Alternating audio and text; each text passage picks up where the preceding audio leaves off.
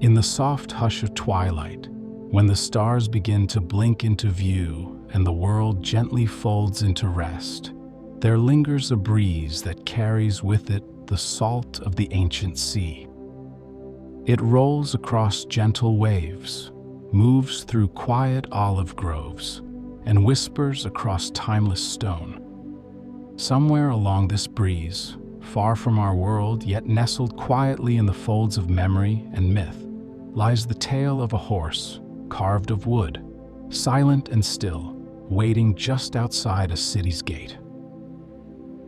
It is a tale told softly, passed hand to hand like a cherished lullaby, across centuries of starlit evenings and firelit gatherings.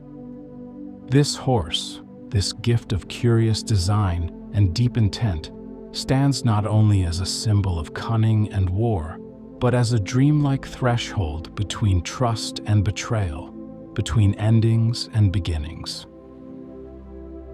As the night deepens, so too shall we drift, not into the clangor of battles or the loud chants of victory, but into the quieter places of the tale, the slow breath of time before dawn, the murmur of plans beneath the moon, the heavy hush of a city wrapped in sleep. This is where we will begin our journey. Welcome to Sleepy Journeys, the podcast designed to lull you into a peaceful slumber with soothing stories through time, places, and ideas. Whether you're winding down after a long day or simply looking for a peaceful escape, you're in the right place. My name's Jack, and I'm so happy to have you here with me. Each night on Sleepy Journeys, we set off together on gentle adventures designed to soothe your mind and ease you into rest. You'll find journeys through history, comforting fairy tales, myths and folklore, the wonders of science, fascinating inventions, inspiring famous figures, music history, and even calm explorations around the world. No matter where your curiosity takes you, there's a dreamy, Sleepy Journeys show for you. Tonight, we're going to embark on a gentle journey through the fall of Troy. And just before we fully drift off, if you're enjoying Sleepy Journeys, go ahead and tap follow or subscribe on whatever platform you're joining me on. That way, you won't miss any of our upcoming sleepy adventures. And let me know in the comments where in the world you're listening from and what time it is there. It's always fascinating to see who's joining us. Now, take a deep breath and let's begin. In the stillness of the ancient world, the sea was both a pathway and a keeper of secrets. Sailors spoke in hushed tones of the harbors of Troy, its high walls and shining gates.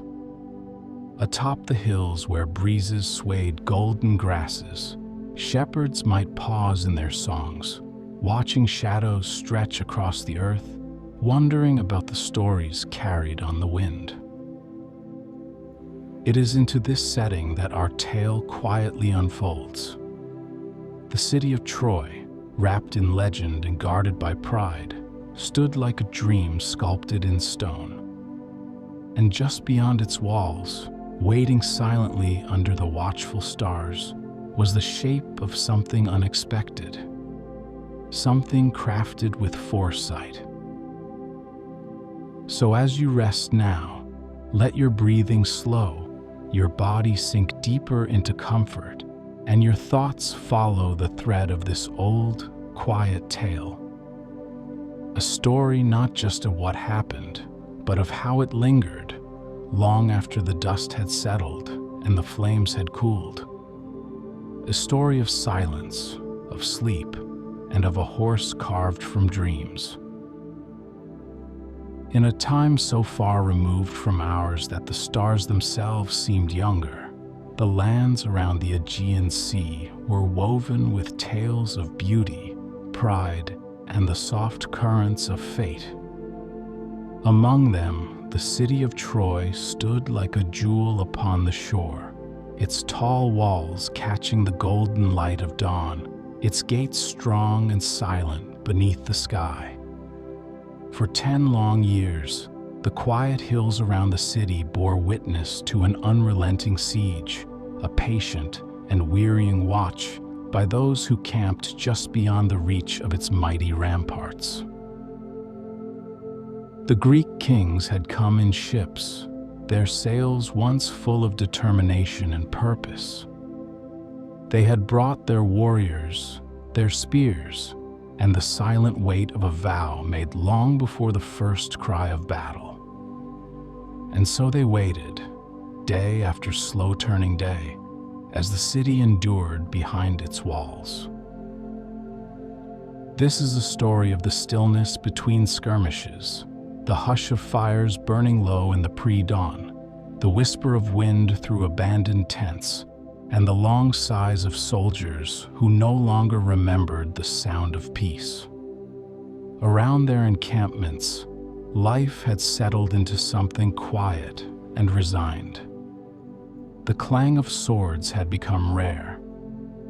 In its place came the sound of gentle conversation, the murmur of memories from home, and the steady rhythm of a war grown old.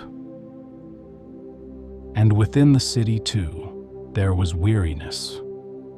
The citizens of Troy lived behind their towering walls, looking out each day upon a horizon unchanged. Their children had grown tall under the shadow of conflict.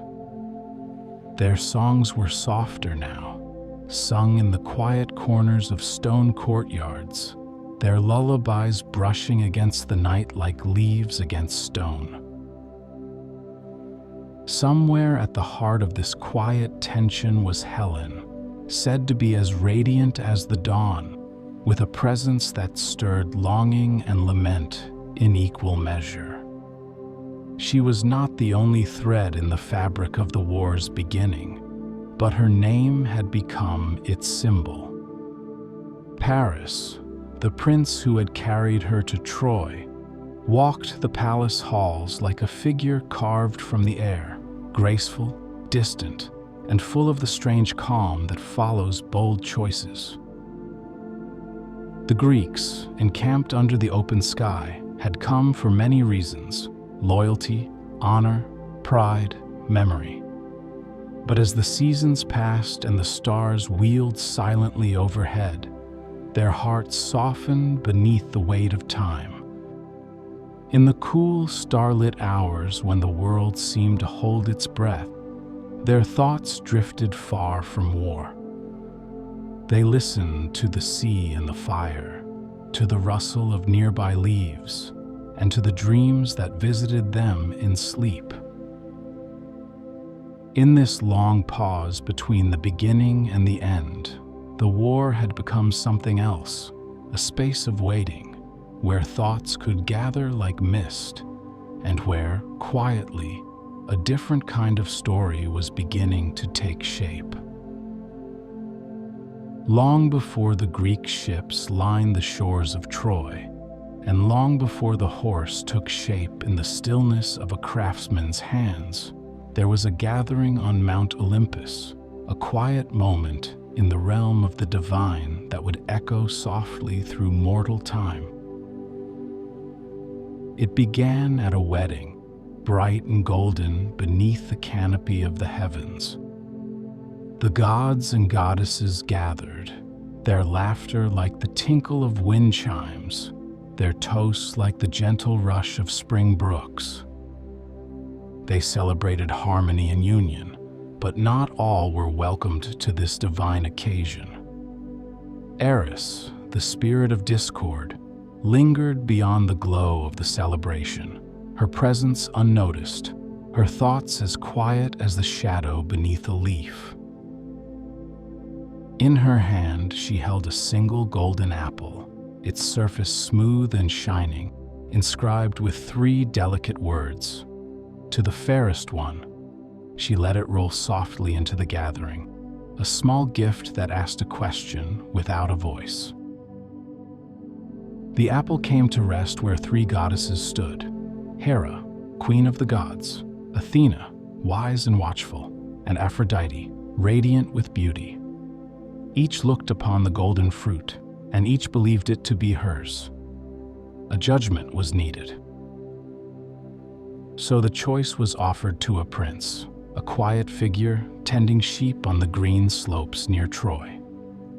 Paris, son of Priam, carried no sword that day.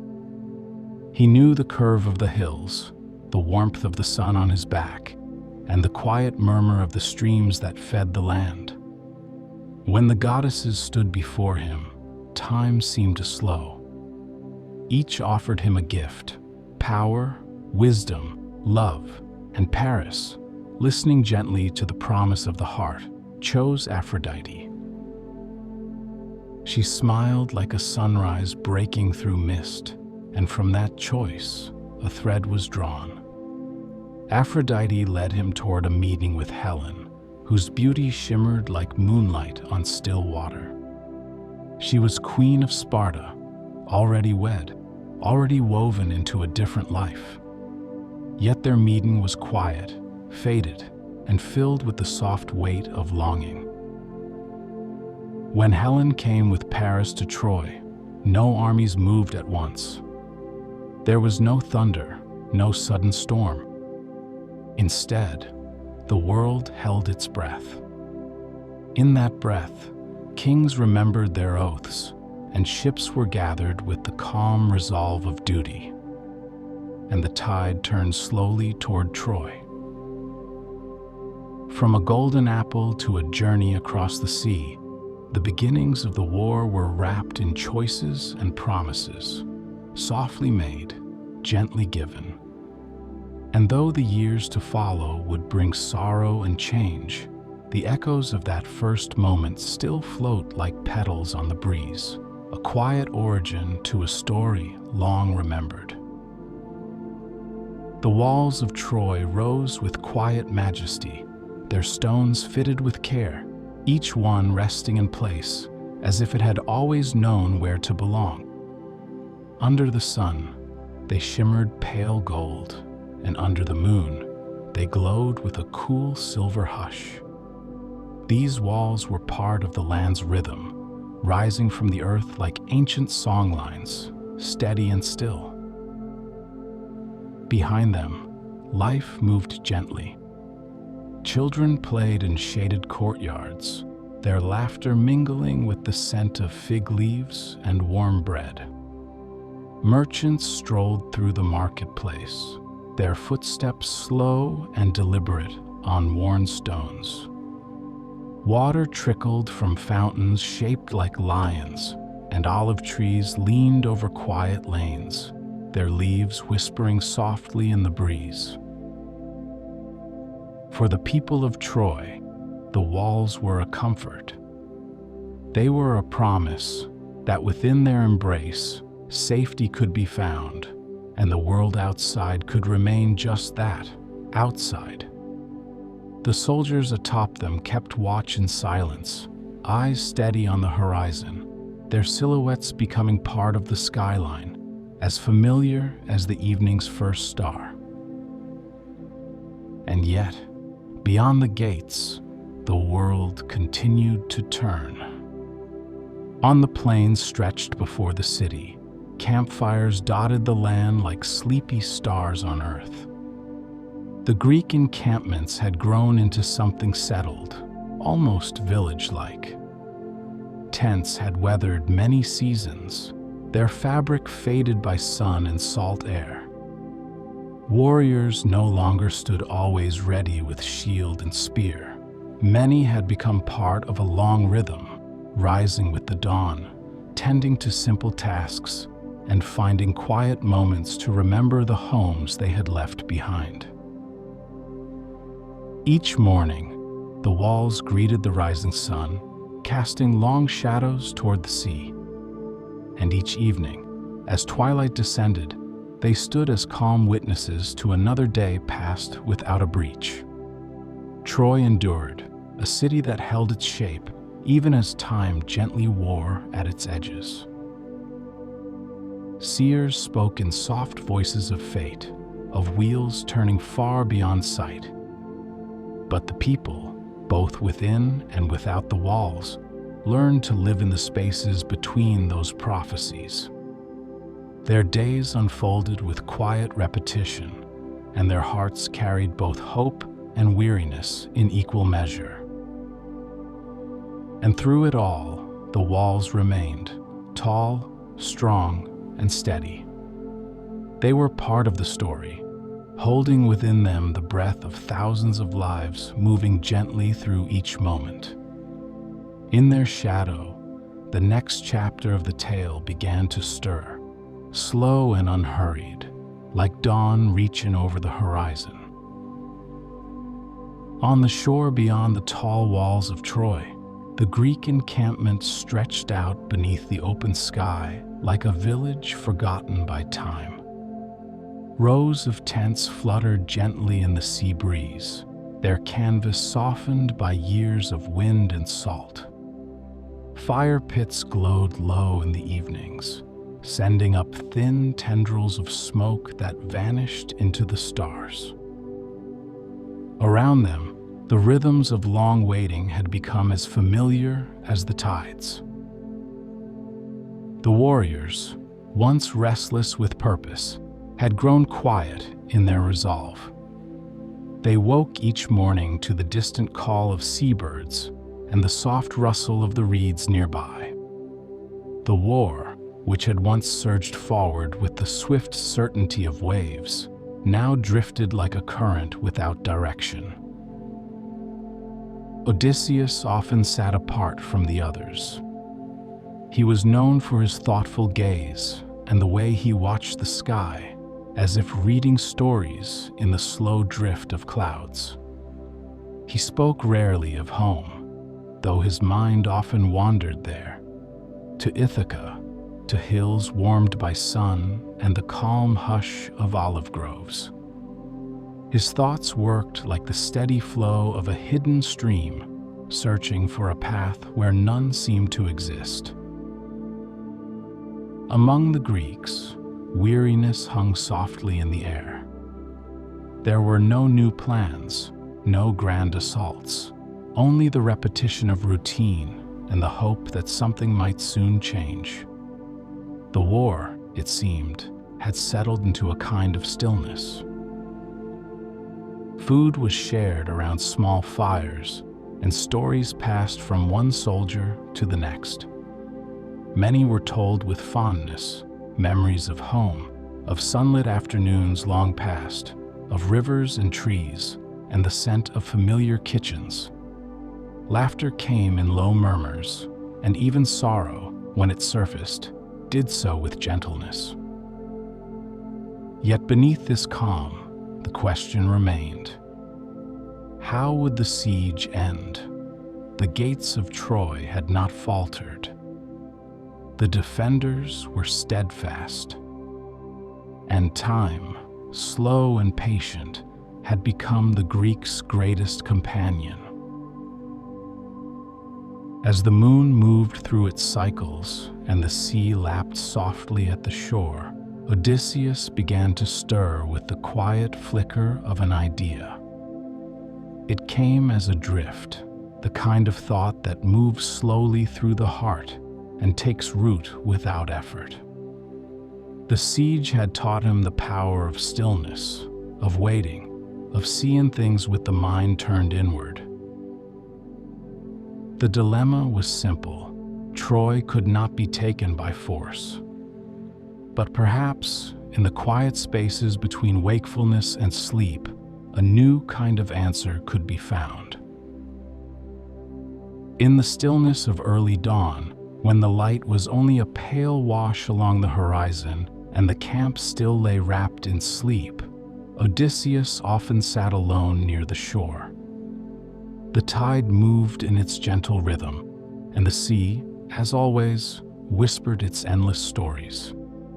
Here, in the company of waves and silence, his thoughts wandered freely. He watched the drift of clouds and the silver shimmer of distant stars fading into morning. His fingers traced slow patterns in the sand with quiet curiosity. Ideas moved like the tide, drawing near in small, careful swells, each one lapping a little closer to shore. One morning, as gulls wheeled far overhead and a cool breeze stirred the edge of his cloak, something settled in his mind. He thought of the Trojans, proud, clever, and bound by tradition. He thought of the way their eyes turned to the heavens and to signs, how their stories were thick with omens and offerings. They were people who listened for the voice of the gods in the wind, who read meaning in what others might overlook. And then, softly, the thought emerged. What if the key to Troy was not force or fire, but trust? What if an offering could walk where armies could not? His gaze drifted to the trees beyond the camp, tall, straight, and silent.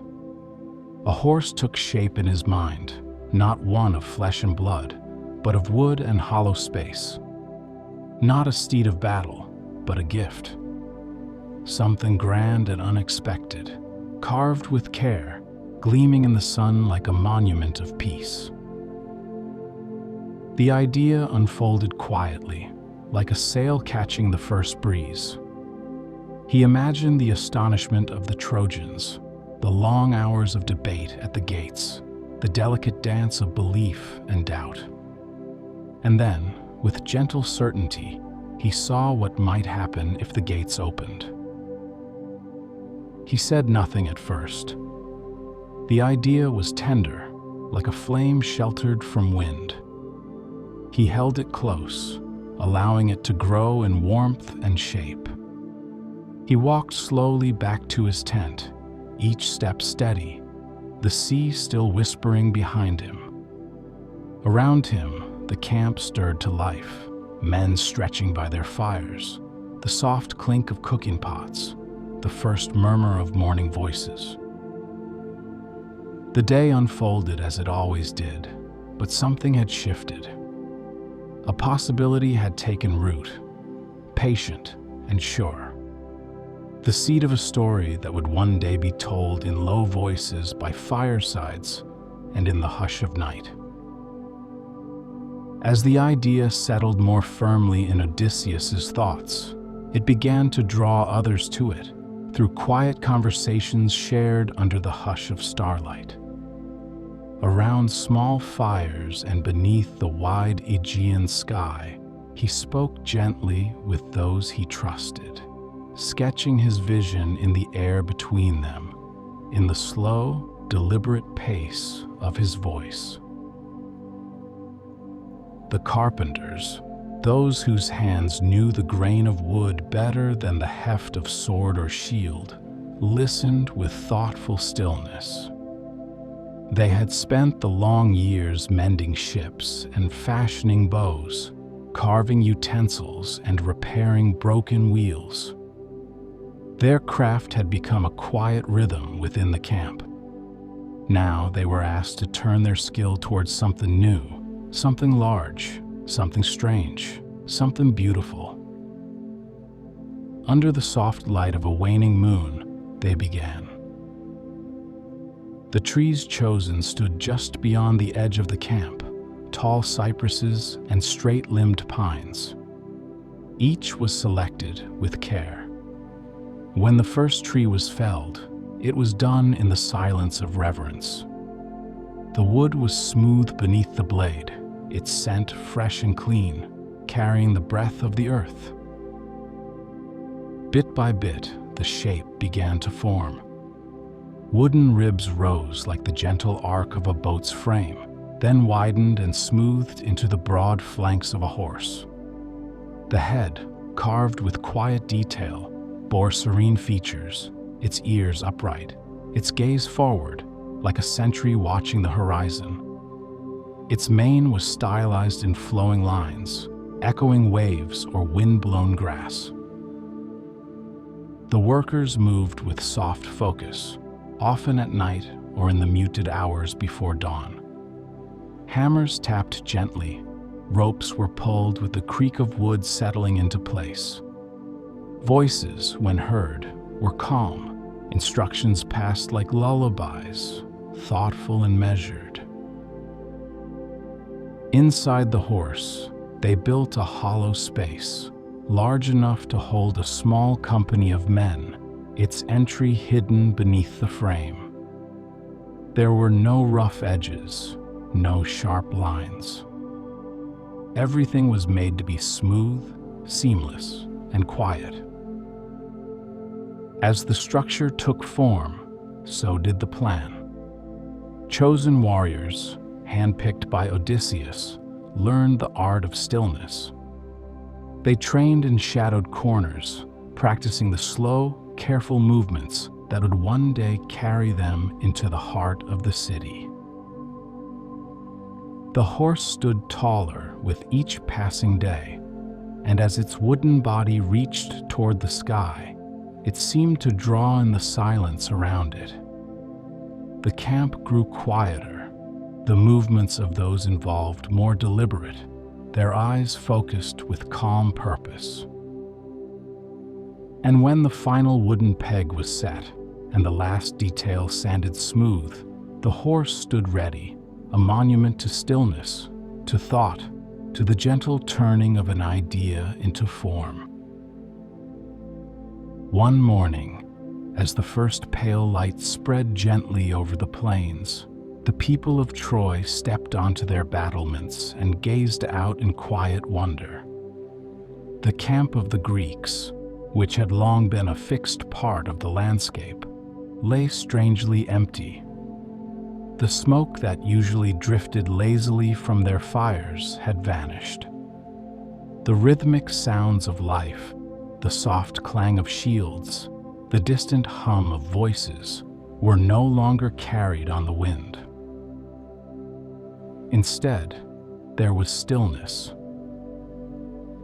The earth where tents had once stood was bare, marked only by faint lines in the dust, the imprint of a long presence now seemingly lifted away. Where once there had been the murmur of 1,000 lives, now there was only the hush of dawn. And there, just beyond the gates of the city, stood something extraordinary. It was tall, towering above the heads of those who first approached it, and unmistakably shaped like a horse. A creation of wood, finely smoothed and polished to a soft sheen. Its legs were strong columns, its sides broad and round, its head held high, noble and calm. It stood as if in waiting, silent beneath the growing warmth of the sun. Word of the strange sight moved through the city like a ripple across still water. People came cautiously, with curiosity. Children pressed close to their elders, pointing with wide eyes. Merchants and soldiers alike gathered near the gates, their brows furrowed in thought, their voices hushed. Where had the Greeks gone? In the absence of the enemy's presence, the gift's presence filled the space with questions. Some saw it as an offering, a symbol of surrender or a plea for peace. Others saw it as a sign, a gesture perhaps meant for the gods or for Troy itself. Above all, it was unexpected. The Trojans, who had spent years watching and waiting, now stood on the edge of something unfamiliar. The war had shaped their lives, carved paths through their days like rivers through stone. Now, with the enemy gone and this silent figure left behind, they found themselves suspended in a moment of uncertainty. The horse simply stood, calm and unmoving, beneath the soft gold of the morning light. As the city looked on, the story that had once seemed so fixed began to shift, turning slowly toward a new chapter, one wrapped in wood and silence, The morning air in Troy carried a softness that had long been absent. It drifted gently through open windows and across the rooftops, light as silk and cool with the remnants of night. For the first time in many years, no distant shouting greeted the dawn, no horns called soldiers to arms. Instead, there was only quiet, a gentle, expectant hush that wrapped the city like a soft cloak. Shops opened slowly, their wooden shutters creaking faintly. Market stalls were dusted off and arranged with more care than usual, the colors of fruit and cloth appearing brighter in the fresh light. Bakers laid out loaves still warm from the oven, their scent rising into the calm air like a comforting lullaby.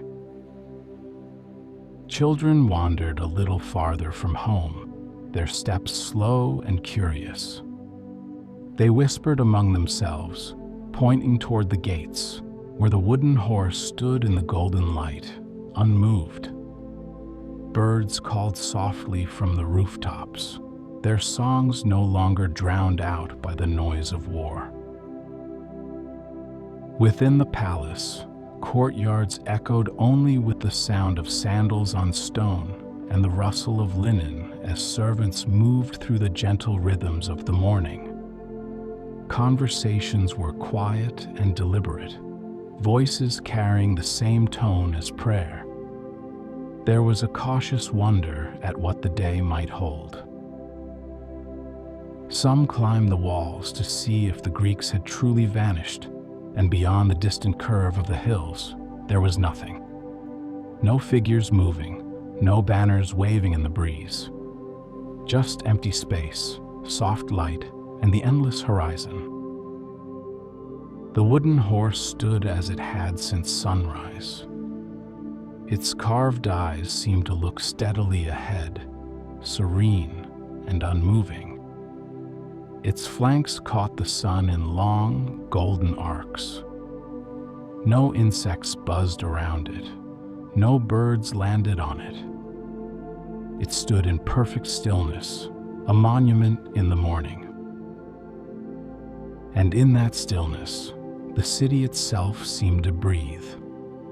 Long-held tension loosened, as though invisible ropes had been quietly cut in the night.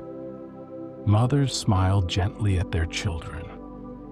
Elders walked a little more freely. Even the guards, still posted along the wall, leaned on their spears with a softer grip. For the Trojans, this day was unlike any they had known in a decade. It was a morning steeped in possibility, wrapped in a silence that held both peace and mystery. And as the sun climbed slowly over the eastern hills, casting long, warm light across the cobbled streets, the city stood on the edge of something new, calm, watchful, and gently curious. By the city gates, where the shadow of the wooden horse stretched long across the earth, a small gathering began to form. Priests in white robes, their faces lined with the quiet weight of years, stood in a loose circle with elders and trusted voices of counsel. The horse, still and stately, stood nearby like a participant in the conversation. Its presence invited reflection and gentle puzzlement, the kind that settles softly into a room and invites silence to speak first. The elder Antenor, his hands folded behind his back, studied the grain of the wood. "It is a fine thing," he said in a voice as even as stone warmed by the sun, "crafted with great care. It must carry meaning." Nearby, a younger voice wondered aloud if it might be a gift to Athena, an offering to ensure safe passage for the Greeks on their journey home. Others nodded slowly, their brows furrowed in calm concentration. The idea fit well with the customs of old, to leave behind a token when one seeks divine favor. Laocoon, priest of Poseidon, approached with a more measured step. He gazed at the horse, his eyes shadowed with the weight of misgivings. He spoke gently, his voice carried by the still air. Sometimes, beauty hides a purpose. We must be cautious. The others listened. No one dismissed his words. The city had lived too long under siege to take anything lightly. Yet here was this thing, silent, unmoving, and alone, standing under the watch of the gods and morning sky. Cassandra came too, her presence light as the breeze that stirred the olive branches nearby. She looked beyond the horse, into a distance only she seemed to see.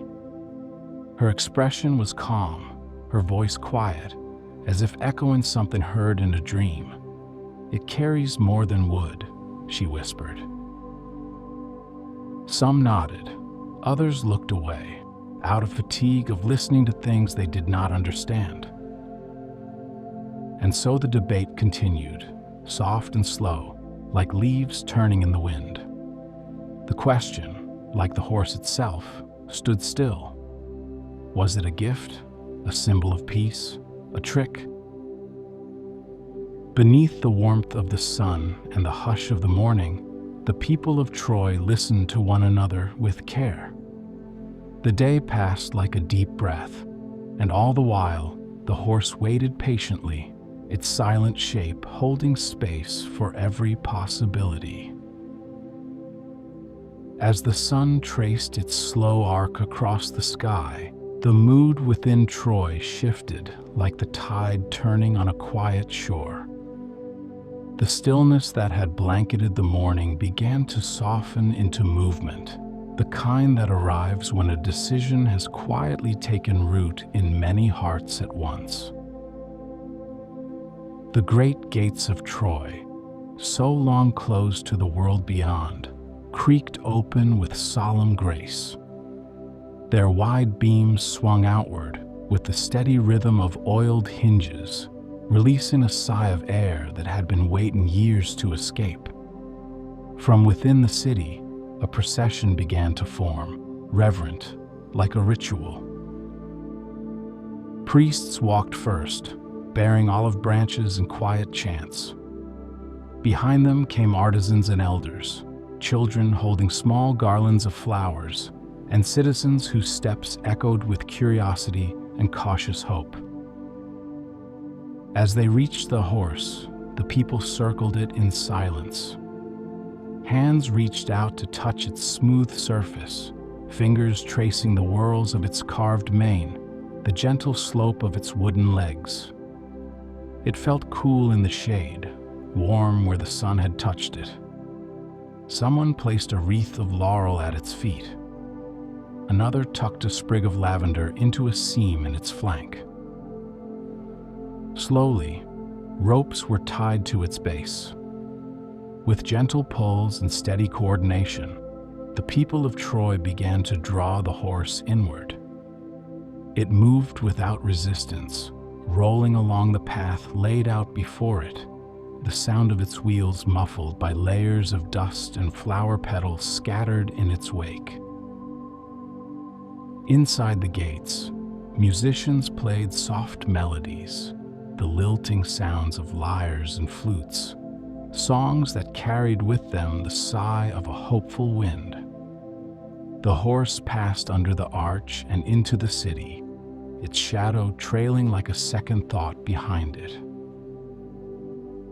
Children ran ahead to see where it would stand, while elders watched from balconies, their expressions caught between wonder and reflection.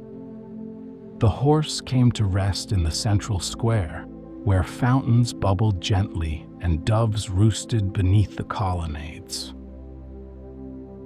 As night drew near, torches were lit. Their flickering flames cast dancing shapes along the horse's polished surface.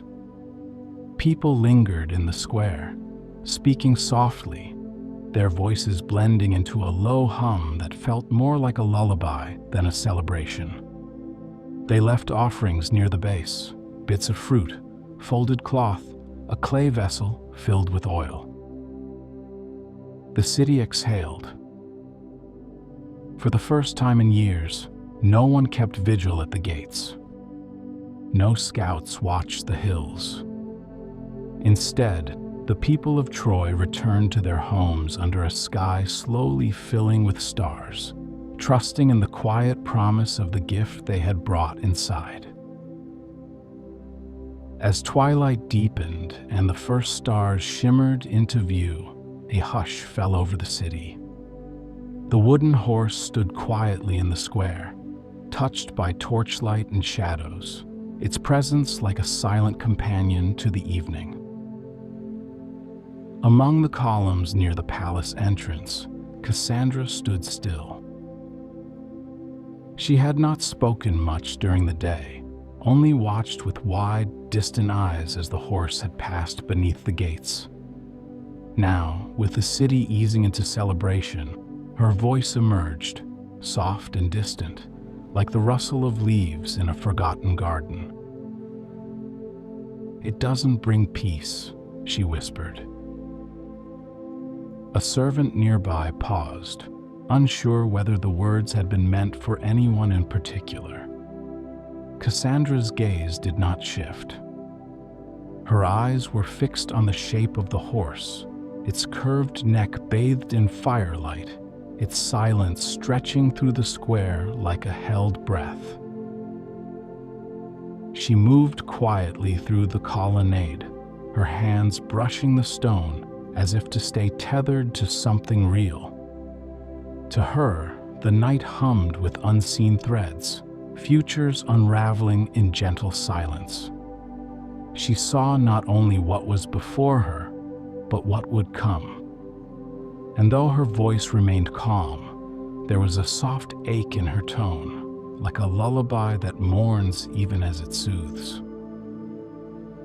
The guards nearby gave her respectful distance. They knew her gift and her sorrow.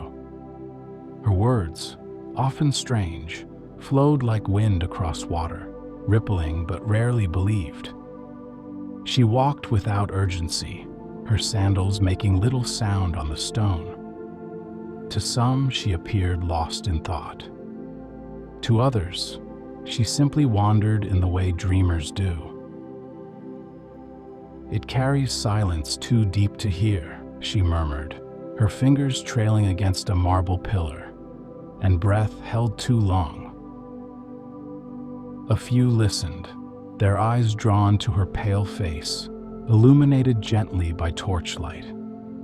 But the city, in its weariness and yearning, wanted to believe in peace. They welcomed the quiet, the flicker of hope, the chance to rest without fear. And Cassandra's soft warnings, though heard, drifted away like mist touched by dawn. She stood beneath the open sky, her face turned upward toward the stars, as though seeking their comfort. The breeze stirred her hair, and she closed her eyes. The horse stood motionless. The city was quiet. And Cassandra, wrapped in the hush of prophecy, whispered to the night, her voice barely louder than a thought. As night fully settled over Troy, the city took on a warm, golden glow.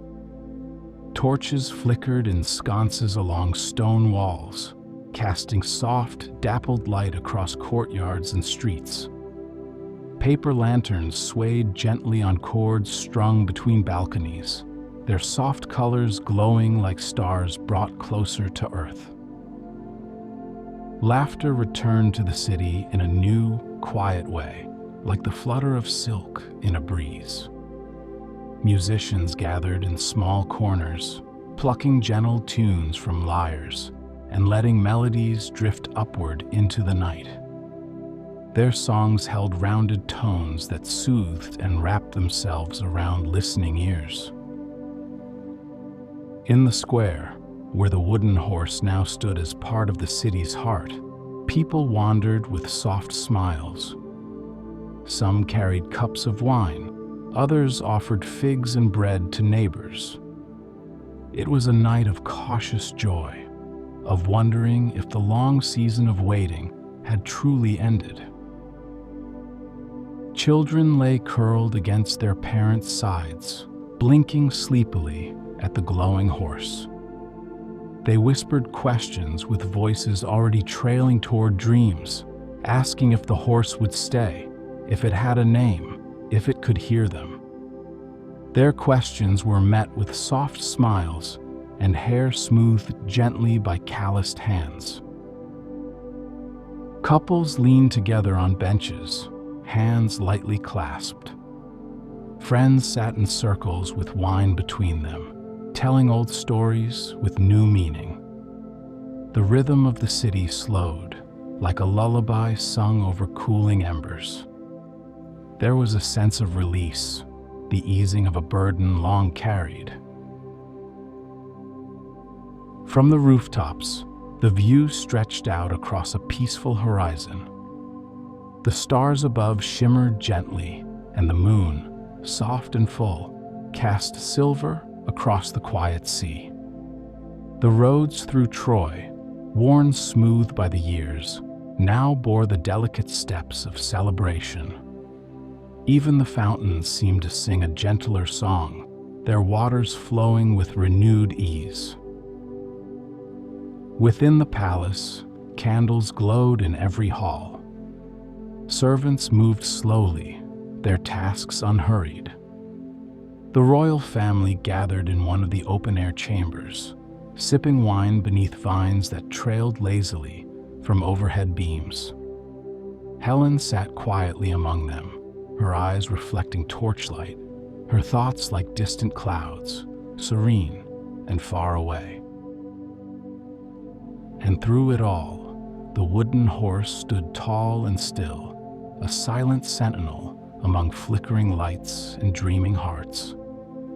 Its presence felt less like mystery now, and more like memory, as if it had always been there, watching over the city's long-awaited breath of peace. Night deepened over Troy like a velvet curtain slowly drawn. The stars, sharp and steady in their constellations, looked down upon a city steeped in quietude.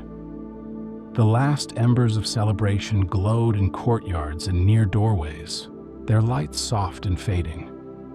Across tiled roofs and through open windows, silence settled, full of a long-awaited calm.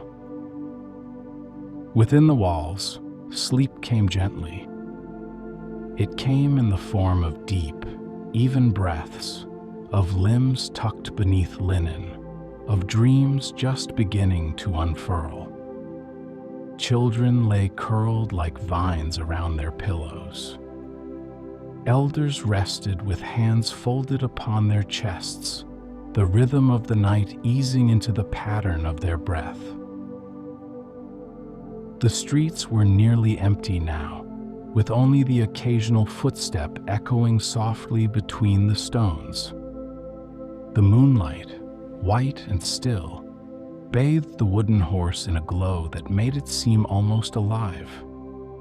Its surface gleamed faintly, and its shadow stretched long across the square, unmoving. Inside the horse, in the hollow dark beneath its ribs, there was stillness of a different kind. The chosen men, hidden within its wooden frame, breathed with the measured discipline of those who know time must be their companion.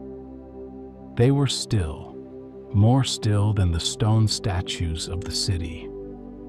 Eyes half-lidded, thoughts turned inward, they waited. No words passed between them.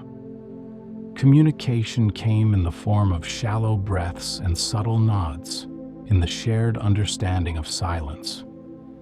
Each was wrapped in the closeness of the wood around them, the scent of pine and sweat, the creak of timber that held its breath as they did. Outside, the city dreamed. The winds beyond the gates carried the scent of salt and lavender. Trees rustled softly, their leaves whispering secrets to the sky. The night wore on, patient, undisturbed, vast in its silence. Fountains gurgled in courtyards. Dogs curled beneath stone steps. Torches dwindled to embers.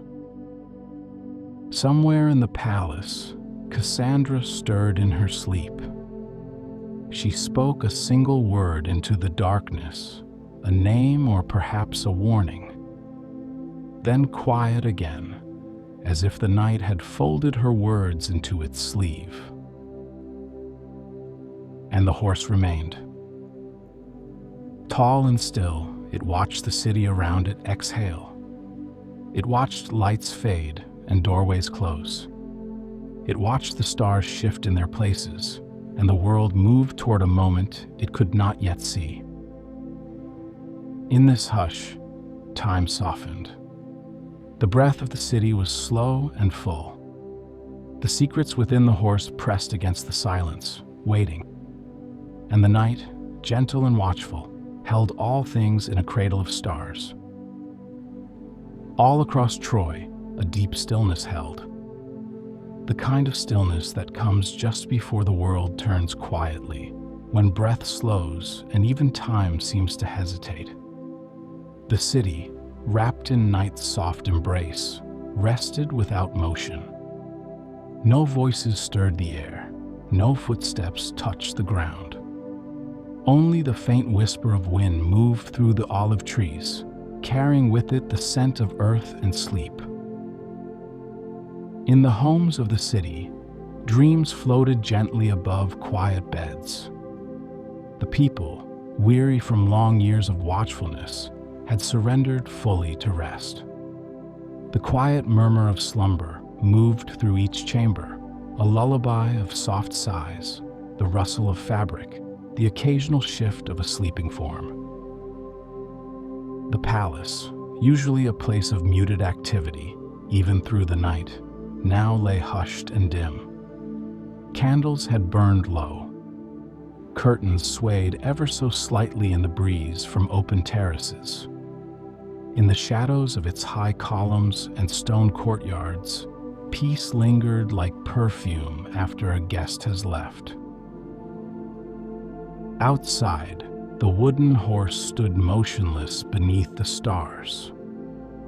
Its form, so carefully constructed, had blended into the life of the city. It cast long shadows that reached the quiet edges of nearby walls, its frame catching the pale gleam of moonlight. It seemed a sentinel, watching over Troy in shared silence. Within its hollow chest, the hidden warriors remained still. Each one was folded into the dark like a thought not yet spoken. There was no movement, only the slow rise and fall of breath, matched to the rhythm of stillness itself. The wood creaked now and then, just slightly, not from motion, but from the cooling of its joints under the night's gentle chill. Outside the square, a few final torches flickered and dimmed, their flames giving way to the fuller darkness of midnight. The cobblestone paths gleamed softly in the moonlight.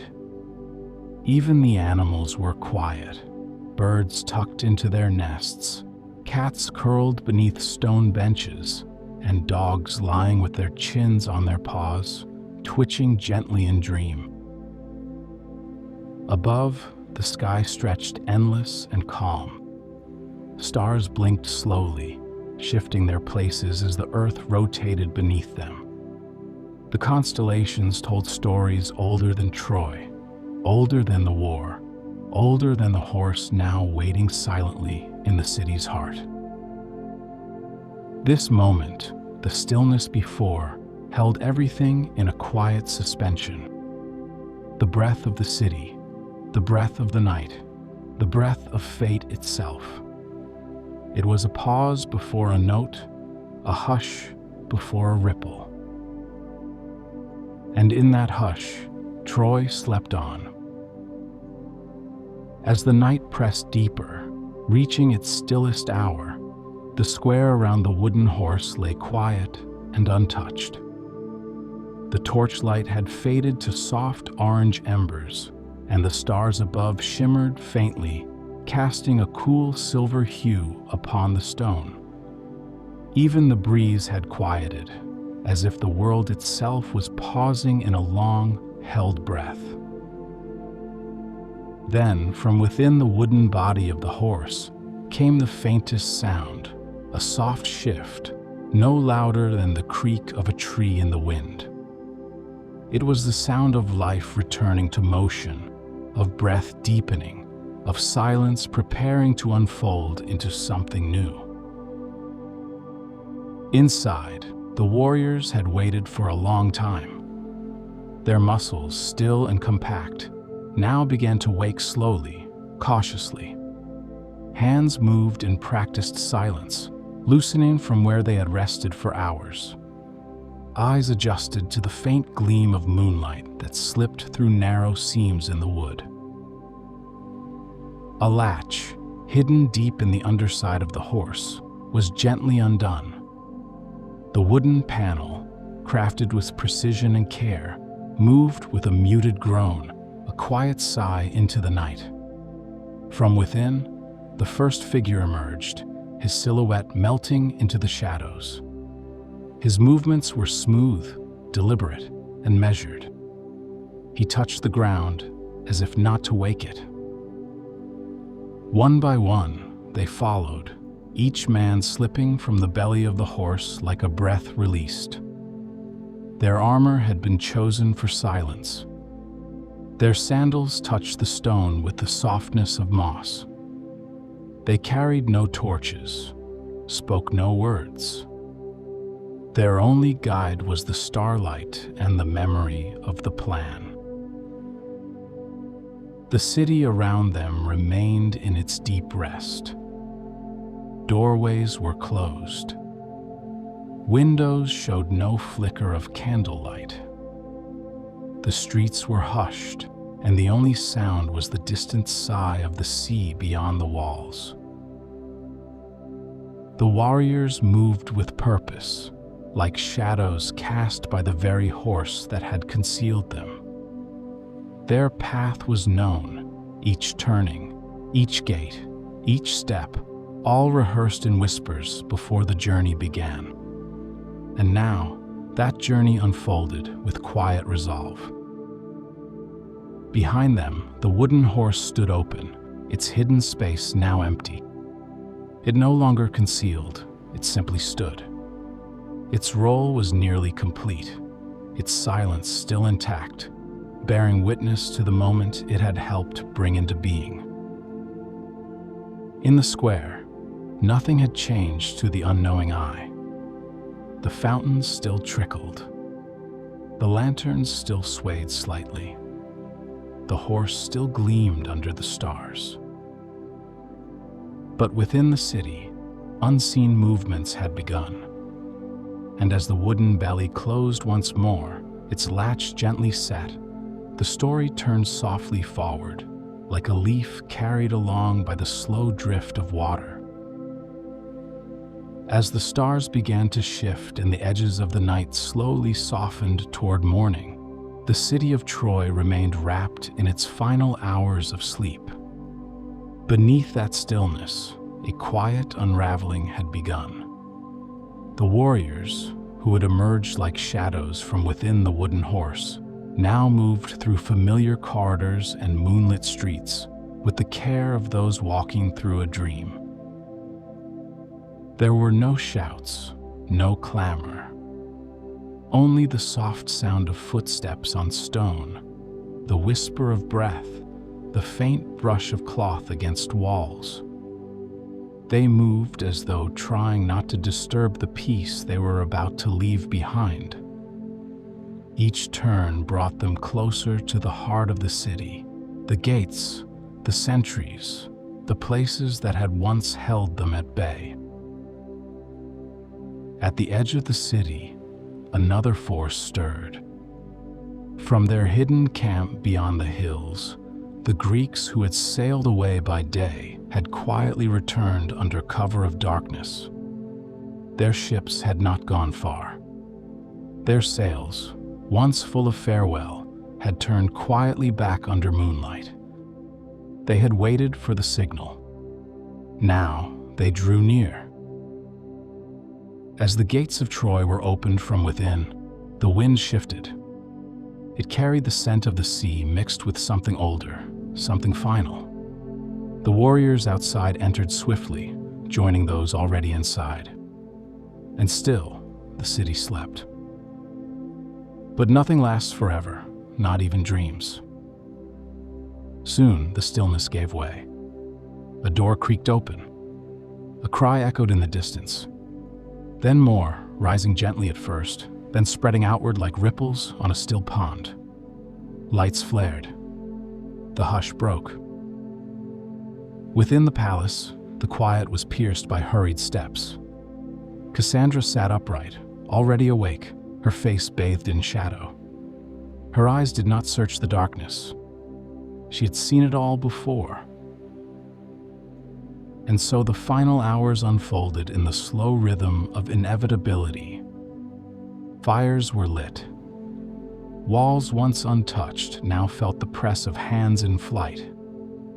The city that had stood so long against the tides of war now moved as though part of a slow turning wheel, one spun by choices made long ago. There was no sudden end, only the steady progression of change. The streets that had once echoed with celebration now filled with footfalls. The square where the horse had stood flickered with torchlight, then with something brighter. The shadows stretched and shifted. And through it all, a kind of quiet remained. A reverent hush, like that of an old story being gently closed. The kind of quiet that follows the last note of a song. In time, dawn would come. The sun would rise as it always did, casting light on streets changed forever. The sea would continue to whisper against the shore. And the story, held in the hearts of those who survived, would take shape in soft retellings and quiet remembrance. For what began with a whisper would be remembered not for the flames, but for the stillness that preceded them and the echo left behind. As the first light of dawn touched the rooftops of Troy, a soft haze rose into the air, smoke curling skyward like long-forgotten prayers. The fires, once contained within hearths and torches, had spread. They moved slowly at first, then more surely, drifting through doorways and along colonnades, licking at the edges of homes and temples with quiet persistence. The flames crackled softly, as if whispering to the stones they touched. Their glow reflected in pools and windows, in the polished bronze of statues and the marble of courtyards. The firelight danced upon the walls that had stood through years of siege, now gilded by its final radiance. Within this changing light, people moved in gentle waves. Some carried only what their hands could hold, a cloth bundle, a child pressed close, a relic from an altar. Others simply walked, their eyes wide and quiet, as though part of them still stood in the dream from which the city had awakened. The air carried the scent of cedar and rosewood, mingling with the salt from the sea. Birds rose in flocks from the rooftops, turning in long, slow circles above the square, where the wooden horse still stood, its presence now transformed from mystery to memory. It had served its purpose. It remained only as a shadow, a shape against the morning that Troy would not see again. Farewells passed between people without words. Eyes met, hands clasped briefly, and paths diverged. Some turned toward the gates. Others moved toward the heights where the temple stood. The city fell in a hush, as if it had chosen to bow its head rather than resist the tide. Among those who moved through the changing streets were figures who paused often, as if listening. They touched doorways, pressed fingers to familiar stone, and let their gaze linger on the places that had once held joy. Their steps were slow, each one a farewell. Helen walked the halls of the palace once more, her gown trailing like a breath behind her. She touched a column, ran her hand along a tapestry. Her face was calm, filled with reflection, like a lake that holds the sky. In the city's highest courtyard, Cassandra stood alone. The wind played gently with her hair. She watched the horizon without fear, her expression still. Around her, the sound of flames rose and fell, and the doves that once cooed from the eaves had flown to the trees beyond. Troy's farewell passed like a procession of dreams, each one fading into the soft light of morning. The city, cradled by its walls, let go, leaving behind only the warmth of stories yet to be told. Long after the last embers cooled and the smoke drifted into memory, the story of Troy remained. It traveled on the wind, carried softly from shore to shore, from mouth to mouth, like a lullaby remembered through generations. Sailors spoke of it in hushed tones beneath the stars, their voices blending with the creak of wooden decks and the rhythmic breath of the sea. They told of the tall horse of wood, of the city with shining walls, and the still night when everything changed. Their words floated across the waves, settling in distant ports and quiet harbors. Wanderers shared the tale by firelight. They shaped it with reverence, smoothing its edges so it would rest gently in the ears of listeners. Children fell asleep to its rhythms. Elders nodded slowly at its retelling. And in each version, the story grew softer, more dreamlike, its truth wrapped in mist, its lessons gently offered. On the islands near the coast, poets carved lines into clay tablets and stone walls. Their verses spoke of change, of how pride and longing, fate and thought, all moved together like clouds across a sky. They spoke of a gift, a gate opened, a city's silence, and always of the horse, still and watching. In distant lands, people heard the name of Troy and imagined towers touched by sunlight, streets bathed in gold, voices rising in chorus and falling into stillness. They imagined Cassandra's whispers, Helen's gaze, and the quiet steps of warriors slipping through moonlit streets. The story became something more than memory. It became a way of understanding, a shape held gently in the mind, reminding all who heard it that the world could shift in silence, that peace and change often came together.